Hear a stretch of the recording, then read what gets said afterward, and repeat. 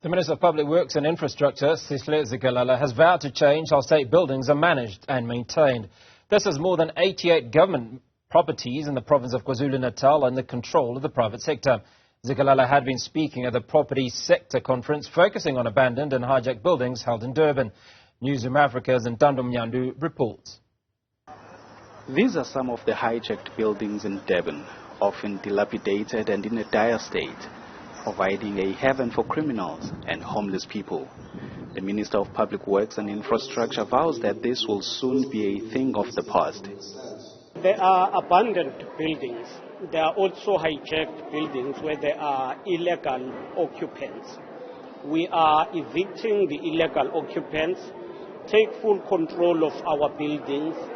We are taking those buildings out into the market to invite the private sector to participate. Either they can use those as accommodation for residential purposes, or we can look on how we develop them to be offices that can house the departments that we have as government.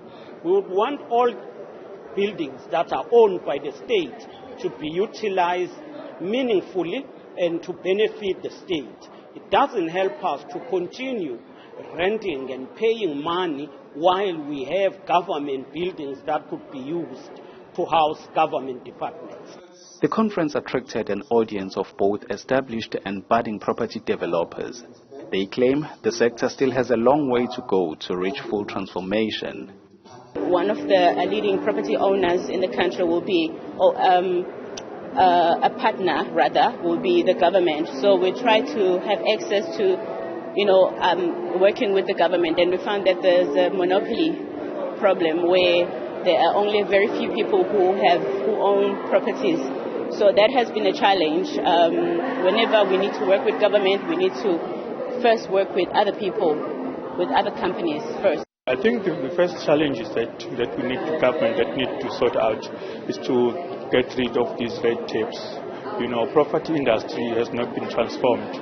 Hence, the organization like ours, which is a Property Point, has been created just to assist with that.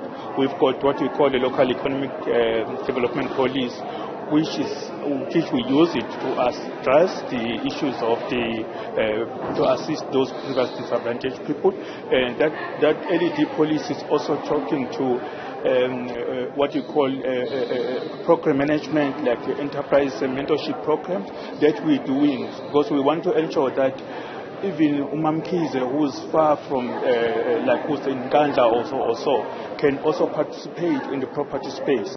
The government says, amongst other things, it plans to level the playing field for both starting out and seasoned property developers in order for them to participate in the property business with the state.